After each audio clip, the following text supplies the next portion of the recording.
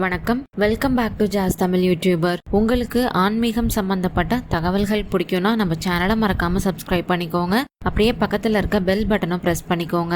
இன்னைக்கு இந்த பதிவுல நம்ம பார்க்க போறது ரொம்ப ஒரு அதிசக்தி வாய்ந்த பரிகாரம். இந்த பரிகாரம் நம்ம எதுக்கு பண்ணணும் அப்படின்னா, ரொம்ப நாட்களா திருமணத்துக்காக வரன் தேடியும் வரன் கிடைக்காதவங்க, திருமணம் தடைப்பட்டுக்கிட்டே இருக்கு அப்படின்றவங்க இந்த பரிகாரத்தை செய்யறப்ப கண்டிப்பா அவங்களுக்கு ஒரு நல்ல மாற்றமானது தெரிய ஆரம்பிக்கும். அந்த பரிகாரம் எப்படி செய்யணும் அப்படிங்கறது தான் இப்ப நம்ம தொடர்ந்து பார்க்க போறோம். வாங்க வீடியோக்குள்ளார போலாம். திருமண தடை, திருமணம் ரொம்ப தாமதமாகிக்கிட்டே இருக்கு, இது மாதிரி இருக்கிறவங்களுக்கு எல்லாம் ஒரு அற்புதமான தலம் எதுன்னு பாத்தீங்கன்னா திருமணஞ்சேரி தான். இந்த திருமணஞ்சேரியில நம்ம செய்ய வேண்டிய ஒரு பரிகார முறை பத்தி தான் இப்ப நம்ம தொடர்ந்து பார்க்க போறோம். நாகப்பட்டினம் மாவட்டத்துல இருக்கக்கூடிய திருமணஞ்சேரி அப்படிங்கிற ஊர்ல இருக்கக்கூடிய அருள்மிகு ஸ்ரீ உத்வாகநாதர் சுவாமி திருக்கோயில் ரொம்ப பழமையான ஒரு திருத்தலம்.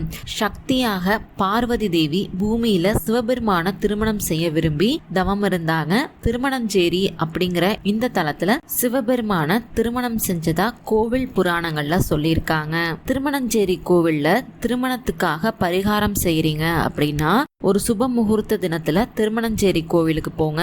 அங்க போனதும் முதல்ல அந்த கோவில்ல இருக்கக்கூடிய சப்தகிரி தீர்த்த குளத்துல குளிச்சுட்டு புதுசா ஒரு துணியை போட்டுக்கிட்டு 2 மலர் மாலைகள், 2 தேங்காய், கற்பூரம், குங்குமம், மஞ்சள், நெய், சந்தனம், வெற்றிலை பாக்கு இதெல்லாம் வாங்கிட்டு போய் அர்ச்சகர் கிட்ட கொடுத்து கோயில் மூலவரா இருக்கக்கூடிய கல்யாண சுந்தரருக்கு மாலை சாத்தனம் அப்படின்னு சொல்லுங்க. அதுக்கப்புறம் சுந்தரர் மற்றும் அம்பாளுக்கு அர்ச்சனை செஞ்சு பூஜைகள் செஞ்சு வழிபாடு செஞ்சதுக்கு அப்புறம் அங்க நெய் தீபம் ஏற்றக்கூடிய இடத்துல 5 நெய் தீபங்களை ஏத்திக்கணும்.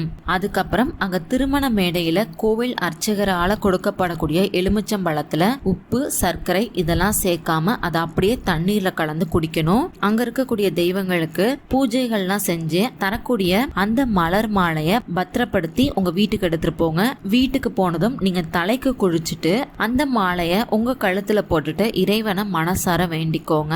அதுக்கப்புறம் அந்த மாலையை கழட்டி உங்க வீட்டு பூஜை அறையிலேயே பத்திரமா வச்சிருங்க.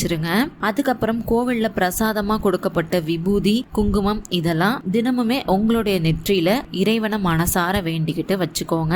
இதை நீங்க செஞ்சு 90 நாட்களுக்குள்ளார கண்டிப்பா திருமண வரனானது உங்களுக்கு அமையும். அது மட்டும் இல்லாம இந்த பரிகாரத்துக்கு நம்ம பயன்படுத்திட்டு வச்சிருக்கக்கூடிய மாலைய உங்களுக்கு திருமணம் ஆன உடனே தம்பதிகள் இருவரும் சேர்ந்து திருமணஞ்சேரி கோவிலுக்கு போய் கோவில்ல அந்த மாலைய குறிப்பிட்ட இடத்துல போட்டுட்டு அங்க இருக்கக்கூடிய இறைவனுக்கு அர்ச்சனை செஞ்சு உங்களுடைய வேண்டுதலை நீங்க முடிச்சுக்கோங்க.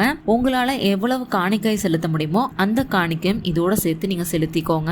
பொதுவாவே நம்ம எந்த ஒரு வழிபாடோ இல்ல பரிகாரமோ செய்யறப்ப முழு மனசோட நம்பிக்கையோட செஞ்சா மட்டும்தான் அதுக்கான முழு பலனும் நமக்கு கிடைக்கும். அப்படிங்கறதுனால முழு மனசோட நம்பிக்கையோட செஞ்சு பாருங்க. கண்டிப்பா உங்களுக்கும் திருமணமானது ரொம்ப விரைவிலேயே நடக்கும். உங்களுக்கு இந்த பதிவு பயனுள்ளதா இருந்துச்சுன்னு நினைச்சீங்கன்னா மறக்காம லைக் பண்ணி, ஷேர் பண்ணி, கமெண்ட் பண்ணுங்க. அது மட்டும் இல்லாம உங்களுக்கு ஆன்மீகம் சம்பந்தப்பட்ட என்ன மாதிரியான பதிவுகள் வேணும் அப்படின்னு நினைக்கிறீங்களோ நம்ம சேனலோட மெயில் ஐடியிலயோ இல்ல கீழே இருக்க கமெண்ட் பாக்ஸ்ல எனக்கு தெரியப்படுத்துங்க. அந்த மாதிரி பதிவுகளை வரக்கூடிய நாட்களை நான் தரேன். நன்றி, வணக்கம்.